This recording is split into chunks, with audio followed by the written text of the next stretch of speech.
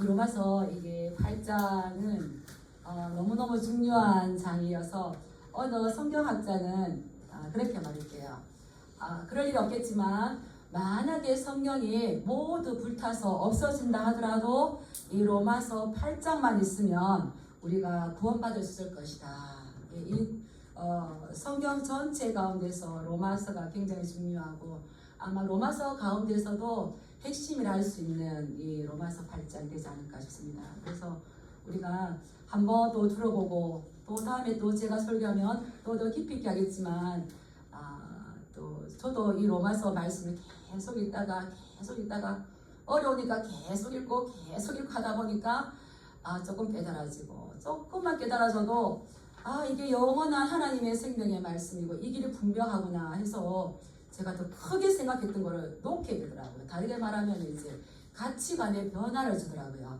그래서 우리가 신앙생활 하는 건 뭔가 이 가치관의 변화, 이제 주인이 바뀌고 또 주인의 말씀이 어떤 것인지 주인이 바뀌었는데 내 주인의 그 가치관을 모르면 힘든 거죠. 그래서 이 사람을 변화시킬 수 있는 거는 뭐가 변화시킬 수 있을까요? 말씀밖에 없더라고요. 말씀밖에. 그래서 제가 이 로마서 8장을 보고 또 보고 또 보고 몇 년을 보다 보니까 어디 나와 있습니까? 여기 서 있는 거예요. 그래서 아마 다른 사람이 우리를 변화시킨다고 하면 이 정도까지 않을 건데 말씀은 생명이구나. 말씀 우리의 길이구나.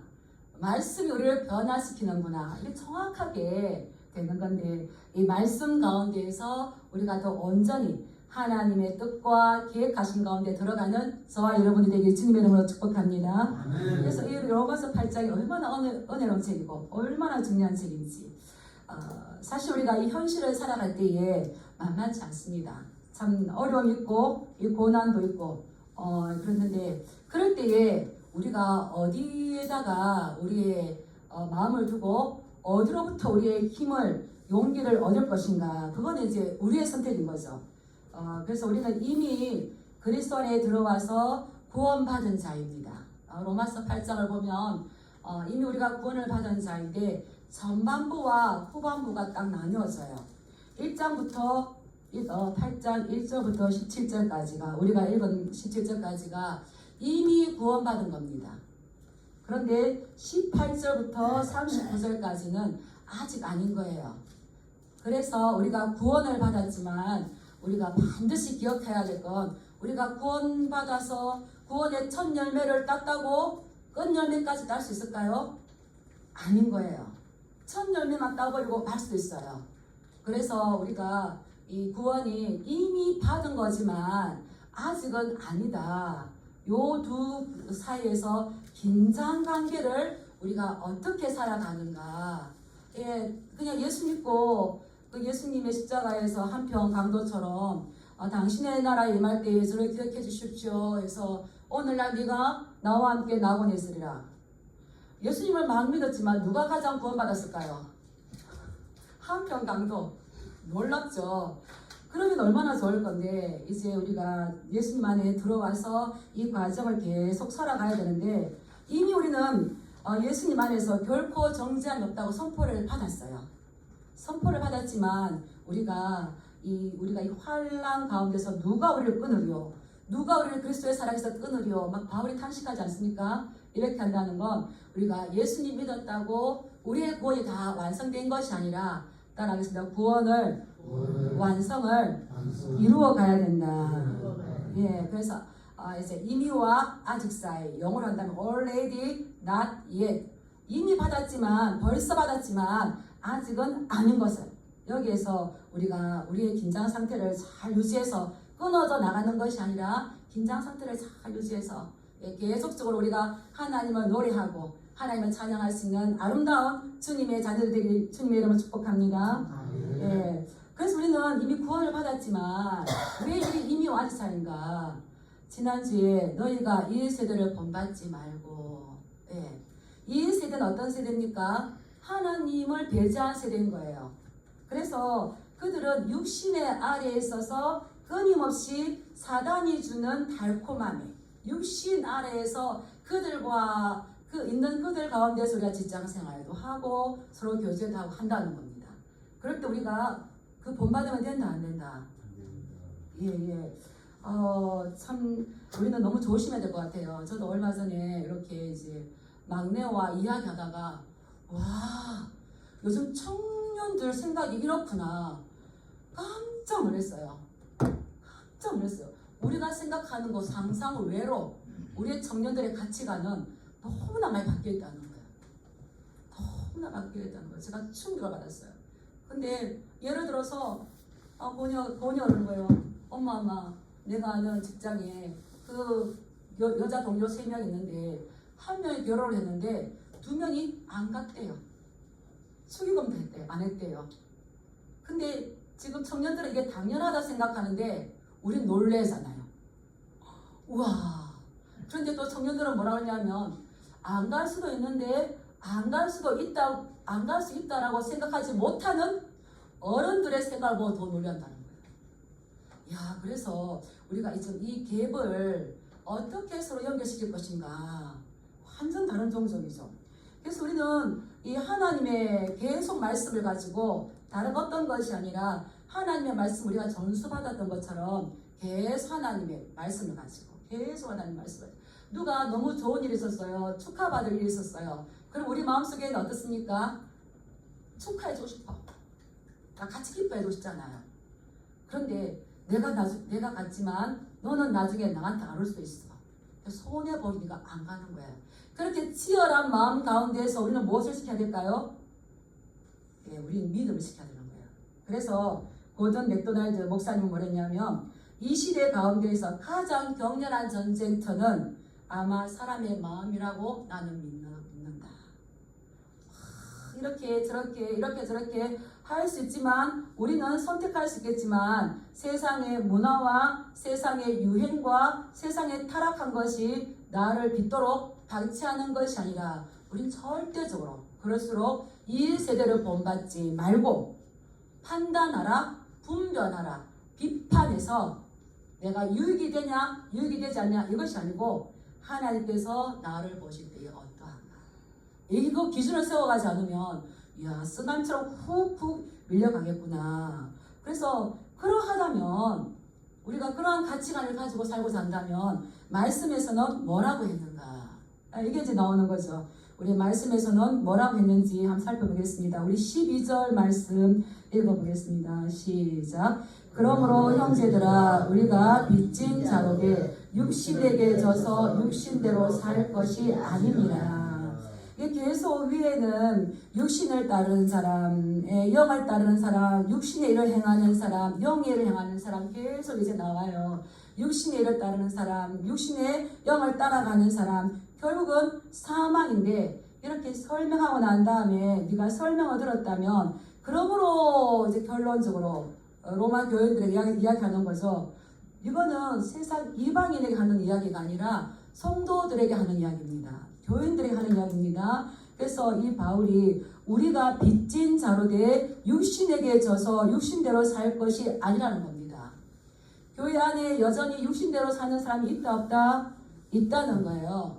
왜 육신대로 살겠습니까? 중심에 하나님의 말씀이 아니라 자기 생각이 중심에 있는 거죠. 그래서 이스라엘 백성들이 광야에서 모세의 그 지도 아래서 매일매일 하나님께서 주시는 만나와 또 구름 기둥과 불 기둥에 살지만 그들은 주신 것을 감사하기보다 계속 뭐 했습니까? 고기 주세요. 고기 주세요. 계속 육신의 것들 순종하고 빨리 순종하고 나면 빨리 가나안 땅에 들어가서 먹고 싶은 걸 다 먹을 수 있을 것인데 계속 순종이 훈련되지 않는 거예요. 그래서 이 원망하던 그런 것을 버리고 너희가 육신의 우리가 빚진 자, 이게 빚진 자, 육신대로 살지 말아라. 그래서 내가 육신에 빚지면은 육신대로 살아가는 거죠. 이 빚을 졌다는 거는 내가 갚아야 할 채무가 있다는 겁니다. 얼마나 힘들겠습니까? 그래서 육신이라는 거는 육신대로 살지 말라는 건 우리 어떤 이 몸, 바디를 이야기하는 것이 아니라 이 타락한 인간성을 말하는 거예요. 하나님께서 맨 처음 우리 사람을 만드셨을 때는 우리 생명체를 다 만들었을 때는 하나님을 찬양하게 만들었습니다. 그래서 제가 어릴 때에 권사님들이 그렇게 기도해요. 우리가 막 이렇게 손 모아서 기도하면 아유 고사리 같은 손. 그리고 병아리가 물 한 모금 먹고 이렇게 위를 보면 뭐라 그럽니까? 너무너무 예뻐져. 아이고 병아리도 물 한 모금 먹고 하나님 보고 찬양한대. 그리고 참새가 짹짹짹하면 뭐라 그래요? 아이고 하나님 찬양하네. 뭐 이러잖아요. 모든 생명체는 하나님께서 만들었기 때문에 하나님을 찬양하게 되어 있어요. 근데 창세 때에 뱀을 통해서 사단이 뱀을 통해서 인간에게 죄가 들어왔어요. 그래서 타락하게 되었어요. 타락한 우리 인간은 하나님을 찬양하기를 싫어해요. 그리고 하나님의 말씀에 순종하기를 싫어해요. 이게 이제 우리 육신이라 말하는 거죠. 육신. 그래서 우리가 이 빚진 자인데 육신에게 져서 육신대로 살 것이 아니라는 거죠. 이 육신대로 산다는 건 육신이 우리를 이끄는 대로 끌려다니는 것. 다시 말하면 죄가 끌려다니는 것.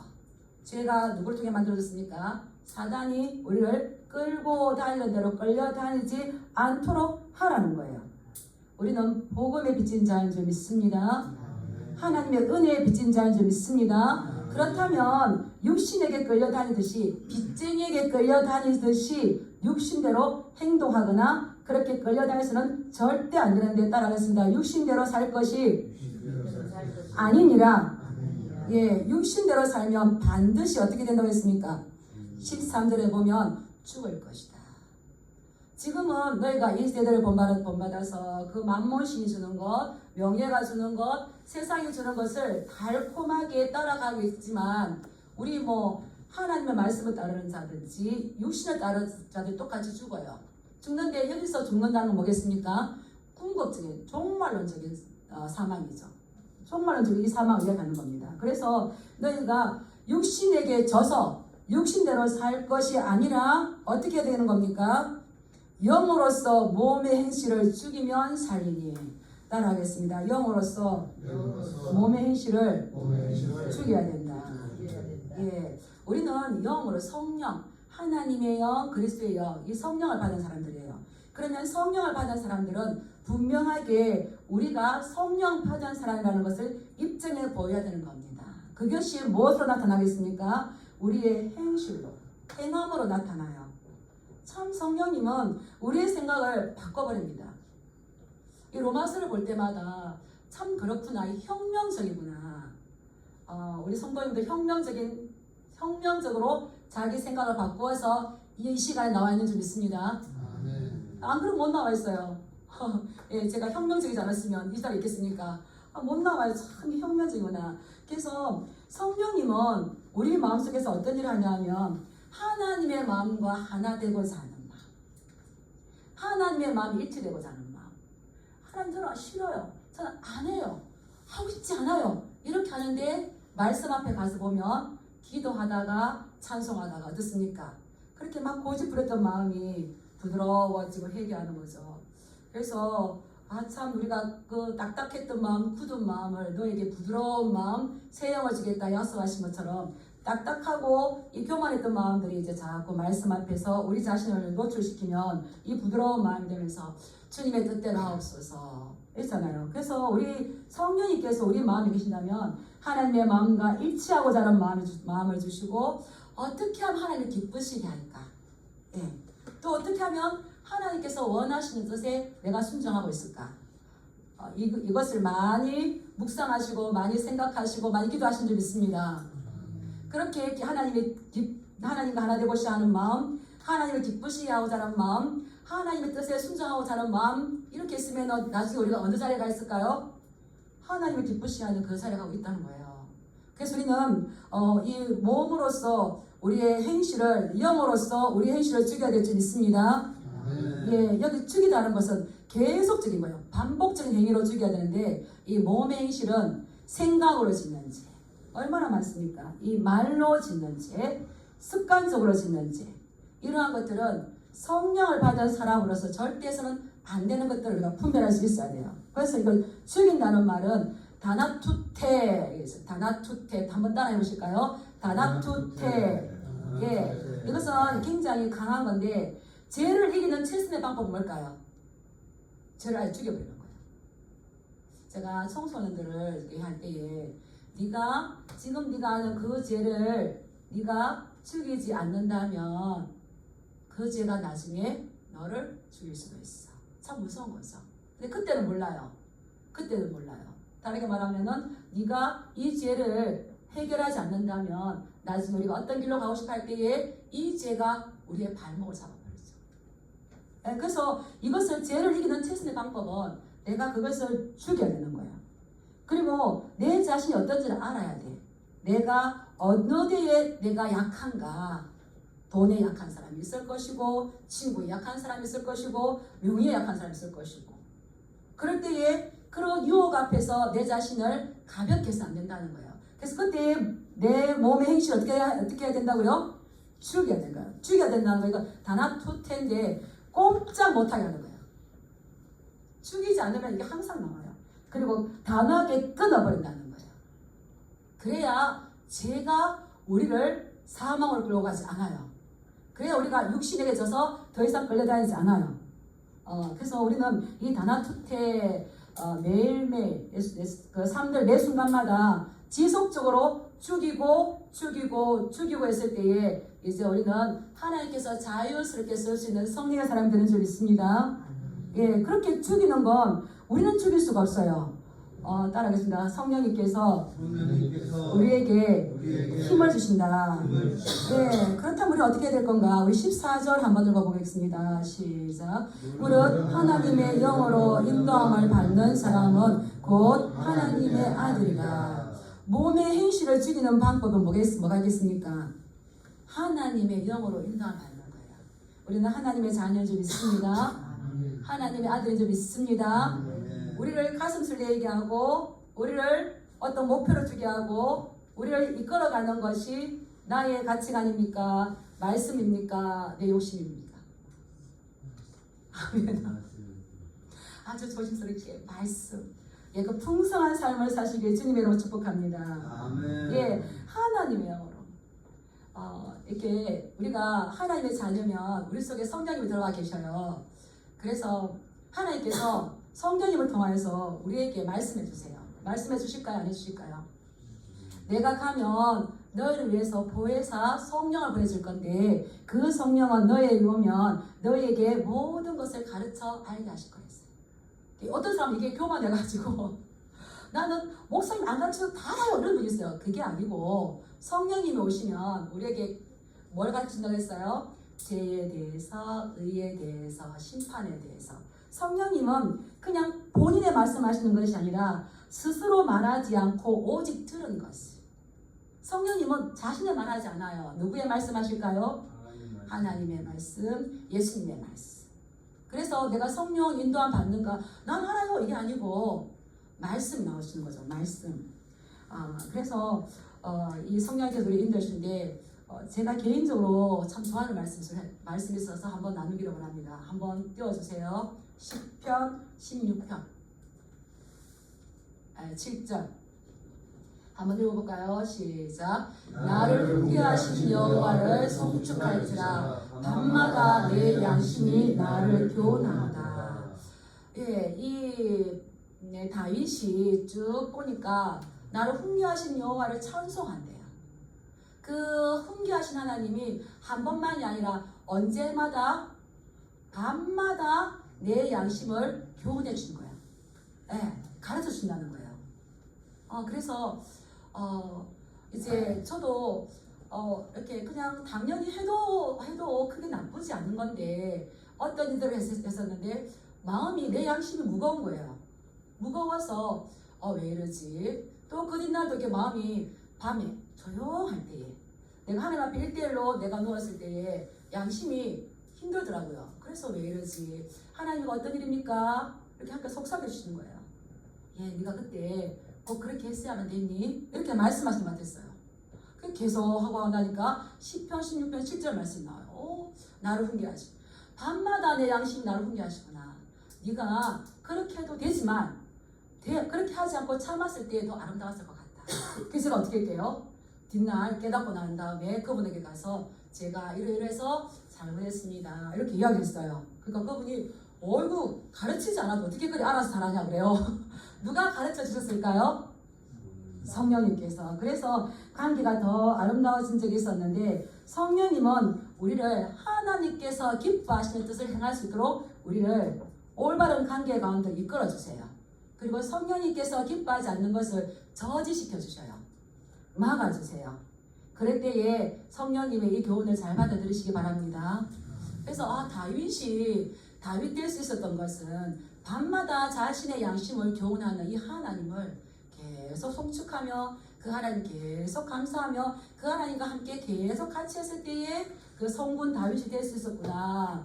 예수 그리스도의 그 조상이 될 수 있었겠구나. 그래서 성령님께서 다윗에게 이렇게 하셨던 것처럼 우리에게도 오늘날 말씀하신다는 겁니다. 우리를 하나님과 올바른 관계를 갈 수 있도록 말씀으로 인도해 주시고 또 관계를 깨뜨리는 것은 막아주시고 그리고 또 하나님께서 기뻐하는 일들을 할 수 있도록 우리를 따라서 설득시켜 주신다.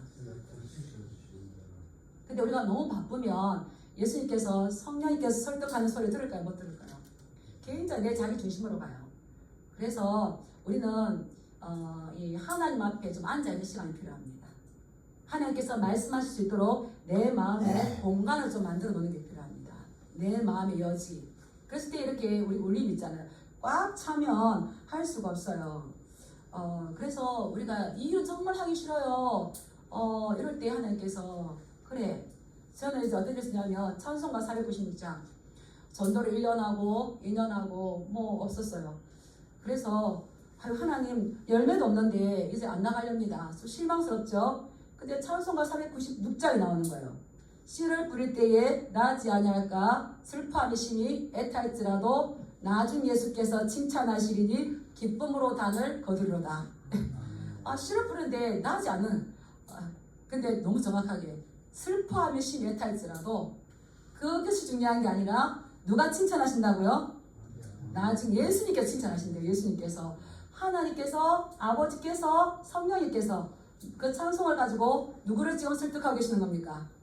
저를 지금 설득하고 계시는 거예요. 설득하고 계시고 또 이제 비가 오거나 바람이 분다고 나가죠. 또 나가라는 거예요.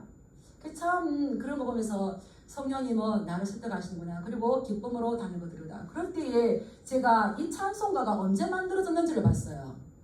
케이쇼라는 사람이 언제라는 건 나왔지 않지만 찬송가에 보면 1834년부터 1878년도에까지 살았던 사람이더라고요. 이분이 작사했던 것이 있더라고요. 그러니까 지금까지 얼마나 많은 우리 믿음의 선진들이 이 찬양을 부르면서 나가고 이 찬양을 부르면서 나가고 했기 때문에 지금 우리 기독교의 복음이 이렇게 많잖아요. 그래서 성령님께서 우리 마음에 네가 기쁨으로 단을 가지고 돌아올 거다. 네가 그렇게 했던 거 내가 열매 맺게 할 거다. 이렇게 설득당하고 나니까 그렇지 나든 안 나든 뿌리고 나면은 열매를 기대할 수 있는데 뿌리지 않았는데 기대할 수 있겠습니까?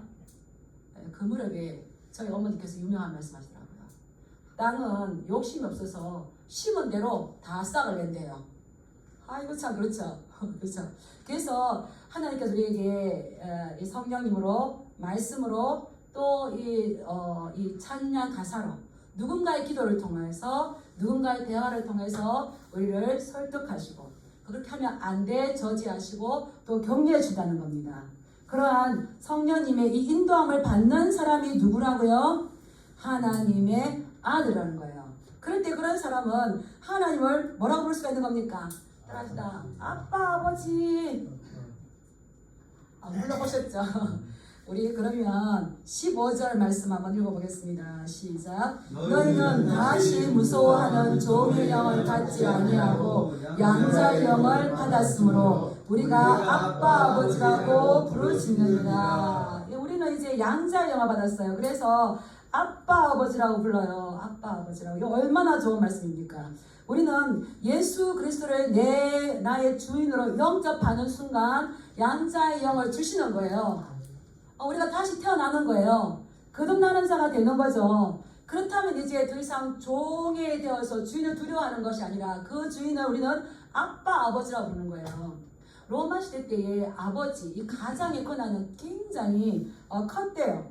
막강해가지고 이 종이 잘못하면 이 주인이 그 종의 목숨을 살리기도 하고 죽일 수 있는 생사 여탈권이 있었대요. 그리고 또 아들도 이거 아내가 자식을 낳았는데 키워봐야 별 소용이 없겠네. 큰 이익을 못 얻겠네. 그리고 또 낳았는데 보니까 내 자식이 아닌 것 같아. 그럼 어떻게 할 수 있는 겁니까? 죽일 수 있는 권한이 있었어요. 그러한 어마무시할 때에 하나님을 아빠 아버지라고 부르게 한다는 것은 굉장히 혁명적인 거죠. 우리 예수님도 겟세마네 동산에서 기도하실 때 하나님을 아빠 아버지라고 부른 적이 있습니다. 예, 우리에게도 이거 예수님처럼 양자 이름이 와서 하나님을 아빠 아버지라고 부를 수 있어요. 아빠. 네, 얼마나 사랑스러울까요?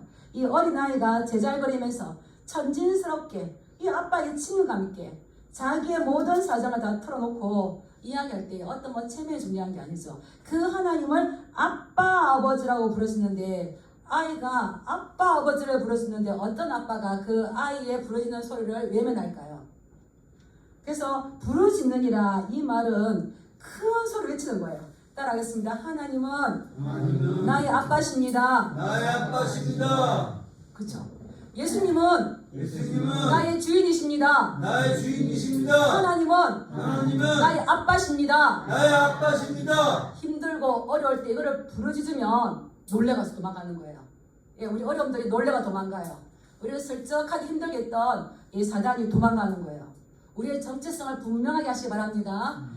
내가 어렵기 때문에 하나님 아빠가 멀리 있는 것이 아니라 우리에게는 이미 종의 영이 아니라 양자의 하나님의 아들 되는 그 영을 받았어요. 그래서 우리는 하나님을 아빠 아버지라고 큰 소리로 부르짖으면서 하나님은 나의 아버지십니다. 그러면 자꾸 부르짖으면 어떻게 될까요? 아빠로 인하여서 기쁨이 오는 거죠. 기도하시다가 춤춰보신 분 계십니까? 근데 이게 이제 저도 조금 그러는데 우리 저 위에 연배에 계시는 분들은 유교적인 사상이 너무 강해가지고 아빠 아버지를 부르는 게 쉽진 않을 거예요. 근데 자녀들을 키워보니까 너무 신기하게 쟤들은 아빠를 졸졸 따라다녀요. 너무 신기하네. 우리는 아빠가 뭐 겁이 나가지고 무서워가지고 막 예의 안 차리면 그랬는데 아빠. 근데 우리 하나님은 우리에게 예의 안 따지십니다. 우리가 아빠 아버지를 부르시는 그 자녀의 음성을 듣기를 좋아하시는 줄 믿습니다. 아빠 아버지를 많이 부르시기 바랍니다.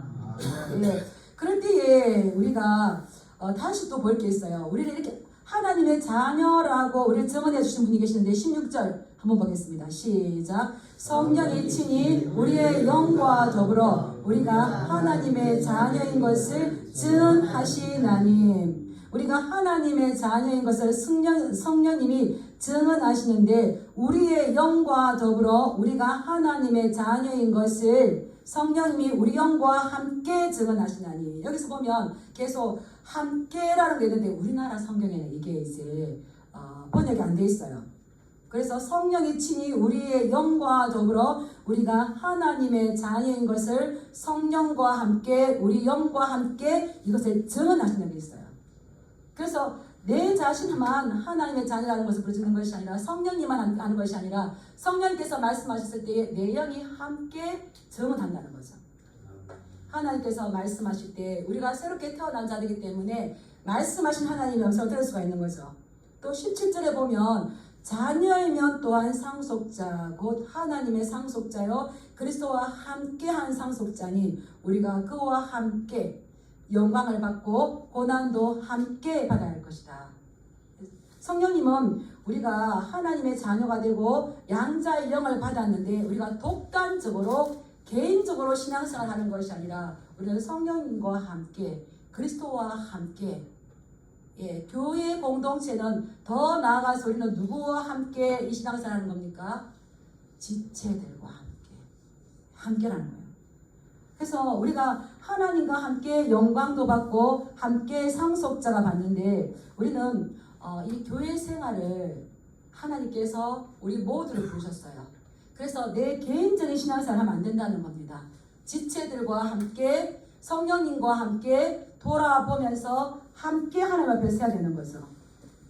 하나님께서 우리를 양자의 영을 가지고 아들로 부를 뿐만 아니라 우리를 무엇으로 삼아주셨는지 17절 말씀 한번 읽어보겠습니다. 시작. 자녀이면 또한 상속자 곧 하나님의 상속자요 그리스도와 함께한 상속자니 우리가 그와 함께 영광을 받기 위하여 고난도 함께 받아야 할 것이니라. 예. 이 성령님은 우리를 뭐라고 부릅니까? 하나님의 자녀일 뿐만 아니라 상속자다. 상속자. 제가 몇 번 에베소서를 가지고도 우리가 하나님의 양자될 뿐만 아니라 하나님의 상속자다. 하나님 나라의 상속자다. 근데 이거를 마음에 품으셔야 돼요. 우리가 따라하시나 나는 하나님 나라의 상속자다. 예, 우리가 종말론적인 신앙으로 확신한다면 이 땅이 어떤 있고 없고 더 가지고 덜 가지고가 아니라 우리는 어느 나라에서 상속자 되는 겁니까? 거기까지 쭉 봐야 돼요. 영적 안목이 열려서 지금 여기가 아니고 거기까지 쭉 가야 돼요. 그래서 이거 상속자라는 건 히브리어 요레시 이거를 헬라어로 한 건데 재산에 대해 권한을 주다. 예, 유업이나 재산에 대한 권한을 물려받다.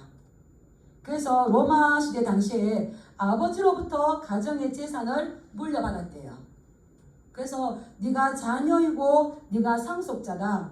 하나님의 자녀이고 하나님의 상속자라면 우리는 우리의 유업이나 그 재산을 누구로부터 물려받을 수 있는 특별한 지위를 얻은 겁니까? 하나님으로부터. 그래서 영접하는 자, 곧 그 이름을 믿는 자들에게는 하나님의 자녀가 되는 권세를 주셨으니 이 하나님의 자녀는 뭘까요? 하나님 나라의 상속자가 되었다는 거예요. 여기까지 쭉쭉 나가실 축복합니다. 아멘. 예, 쭉쭉 우리 어르신들 하나님 나라의 상속자들 믿습니다. 예, 하나님 아버지라 부를 때의 상속자예요. 근데 이것은 구약 시대에는 지속적으로 하나님께서 이스라엘 백성들에게 내가 너에게 땅을 줄 것이다. 약속의 땅을 줄 것이다. 가나안 땅을 줄 것이다. 그들은 하나님을 온전히 믿지 못했어요. 그래서 15일 한 달이면 충분히 갈 거를 몇 년 걸렸습니까? 40년. 뺑뺑이를 두고 40년을 갔는데 그것도 잘 감당을 못했어요. 그래서 결국은 북이스라엘을 아수르에 의해서 남유다는 바벨론에서 포로 끌려가 버렸어요. 그게 온전하지 못했죠. 그런데 신약 시대에 예수님은 계속적으로 우리에게 영원한 하나님의 나라를 주신다고 약속하셨어요. 약속하셨어요. 이걸 믿으셔야 돼요. 마태복음 19장 20절의 말씀 보면은 제자들에게 예수님께서 말씀하십니다. 예수께서 이르시되 내가 진실로 너희에게 이르노니 세상이 새롭게 되어 인자가 자기 영광의 보좌에 앉을 때에 나를 따르는 너희도 12 보좌에 앉아 이스라엘 12지파를 심판하리라. 나를 따르는 너희도 12 보좌에 앉는다는 거예요. 심판한다는 거예요. 왕권을 준다는 거예요. 상속자가 된다는 거는 예수 그리스도의 왕권도 함께 주신다는 거예요. 이 믿으십니까? 근데 자꾸 이 단어를 이제 자꾸 생각하시고 묵상하시고 우리의 미래를 생각해 보시기 바랍니다. 그리고 또 뭐라고 했냐면 또 내 이름을 위하여서 집이나 형제나 자매나 부모나 자식이나 전토를 벌인 자마다 여러 배를 받고 또 영생을 따라하겠습니다. 상속하리라.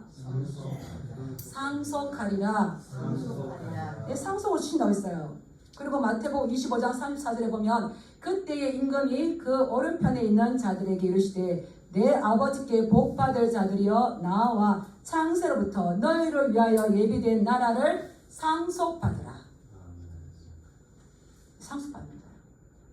이제 하나님의 상급을 기대하시기 바랍니다. 아멘. 예. 그래서 이 히브리서 기자는 하나님이 계신 것과 그가 자기를 찾는 자들에게 상 주시는 이심을 믿어야 할지니라. 그냥 우리가 이렇게 왔어요. 근데 하나님께서 우리에게 뭘 주시기 원하실까요? 상. 또 상하니까 이 땅에 뭐 아파트, 이 땅에 뭐 적금 통장 막 깍처럼 이게 아니고 하나님께서 우리에게 상을 주시는 거죠. 그리고 또 바울은 뭐랬냐면 나는 표대를 향하여 그리스도 예수 안에서 하나님이 위에서 부르신 부름의 상을 위하여 달려가노라. 이 최후의 상은 뭘까요? 사실은 우리 이제 다시 보겠습니다. 여기서 보면 이 바울이 상속자가 되는데 두 가지를 이야기했어요. 곧 하나님의 상속자요. 상속자가 있는데 두 가지 모습이 있습니다. 첫 번째는 따라하겠습니다. 하나님의 상속자요. 하나님의 상속자요. 예, 하나님의 상속자. 하나님 자신이 우리의 상속이 된다는 거예요. 하나님 자신이 우리의 상급이 된다는 거예요. 그래서 창세기 15장에 보면 아브라함이 씨가 없었어요. 자녀가 없었어요. 계속 아브라함은 나에게 지 주세요. 자녀 주세요. 자녀 주세요. 왜 안 줘요? 이렇게 하는데 하나님은 뭐라고 그러셨어요? 15장 1절에 보면은 아브라함아 두려워하지 말라. 나는 너의 방패요. 너의 지극히 큰 상급이다. 아브라함 그래도 뭐랬을까요? 나에겐 자식이 없어요. 이렇게 했는데 창세기 17장 7절에 보면 내가 내 언약을 너와 너 및 내 대대 후손 사이에 세워서 영원히 언약을 삼고 너와 내 후손의 하나님이 되리라. 우리는 아브라함 후손이 좀 있습니다. 아멘. 예, 우리의 상급은 하나님 좀 있습니다. 아멘. 이걸 믿으셔야 되는데 예전에 그 왕비가 있었어요. 왕비가 있는데 좀 이게 궁궐에서 좋지 않은 일이 있었나 봐요. 그래서 신하들이 데모를 해서 왕이시여 저 왕비를 이 궁궐에서 쫓아내야 됩니다. 이렇게 했어요. 너무 안 됐잖아요. 그런데 이제 다 모여가지고 이 왕비에게 한 가지만 제안했어요. 지금 이 궁궐을 나갈 때에 당신이 그동안 궁궐에서 가장 아꼈던 한 가지만 가지고 나갈 수 있도록 혜택을 주겠다. 이렇게 이제 이야기했어요. 그러니까 이 왕비가 훌쩍훌쩍 울면서 일어나더니 아무 말 없이 큰 보따리를 펴는 거예요. 큰 보따리를 펴더니 하는 말이 임금이시여 여기에 앉으소서. 그래서 뒤에 그 왕비의 지혜로움을 보고 쫓아내지 않고 다시 왕비 자리에 회복했다는 거예요. 이 왕비 너무나 지혜롭지 않으세요? 금괴장을 가져갔는지 비단 옷을 가져가 이게 아니고 그 궁궐에서 가장 큰 주인 누구를 지금 데려가는 겁니까? 왕이여 여기 보따리에 앉으시옵소서. 내가 보따리에 싸가겠습니다. 기가 막히는 거죠. 우리가 금괴장을 원하겠습니까? 비단 옷을 원하겠습니까? 뭐 자동차 그 빛나는 키를 원하겠습니까? 하나님 안에 이게 다 있다는 거예요. 근데 이게 잘 이해가 안 가시죠? 하나님 전 주님이 기뻐하는 사람 되고 싶습니다. 하나님의 뜻을 이루고 싶습니다. 주님과 하나 되는 삶을 살고 싶습니다. 이렇게 기도할 때에 보고 또 보고 말씀을 묵상하고 하면 우리에게 믿음을 하나님께서 이걸 깨달을 수 있는 성령님께서 깨달을 수 있는 믿음을 주시는 거예요. 이 믿음을 소유하시고 주님 이름 축복합니다. 그래서 우리는 다른 어떤 것이 아니라 하나님 자신이 우리의 영원한 상급이고 우리의 이 상급인 거예요. 그 다음에 또 뭐가 있냐면 두 번째는 우리 또 17절 한번 읽어볼까요? 시작. 자녀면 또한 상속자 곧 하나님의 상속자요 그리스도와 함께한 상속자니. 여기까지. 예, 두 번째는 그리스도와 함께한 상속자라는 거예요. 우리 혼자서 받는 것이 아니라 내가 이 상속 받는 것은 누구가 있기 때문에 받는 겁니까? 예수 그리스도가 계시기 때문에. 그래서 예수 그리스도께서 그 상속 받은 것을 우리도 함께 받는다니까요. 얼마나 크고 영광스럽습니까? 그래서 내가 하나님 나라를 상속 받을 때에 예수님과 함께 공동 상속자가 되는 거예요. 오늘 아까 우리가 읽었는데 내 나라가 새롭게 임할 때에 영광의 보좌에 앉을 때에 나를 따르는 너희도 12보좌에 앉아서 이스라엘 12지파를 심판할 것이다. 이해가 됩니까? 믿음의 눈으로 확장시키시길 주님의 이름 축복합니다. 아멘. 네. 그래서 우리가 예수 그리스도와 함께 그리고 또 이제 함께 예수님이 어떠한 삶을 사셨는가 너희가 서로 사랑하라. 이 교회가 해야 될 건 뭡니까? 따라서 하나님 사랑, 이웃 사랑, 이중 사랑이다. 예, 너희가 몸의 영으로서 몸의 행실을 죽이는 건 그거는 사실은 자기 중심이 아니라 이웃 사랑으로 나가는 거죠. 그래서 우리는 하나님의 나라를 상속받을 때에 하나님이 우리의 이미 상속권이 되어주시고 우리가 또한 예수님과 함께 상속받을 때에 예수님과 함께 하나님의 나라에 대한 공동 상속자. 그런데 그 상속자가 되기 위해서는 모두 함께 받는다는 겁니까? 예, 우리가 그와 함께 영광을 받기 위해서 모두 받는다. 고난도 함께 받아야 할 것입니다. 우리가 이미 구원받았지만 아직은 아니라고 그랬습니다.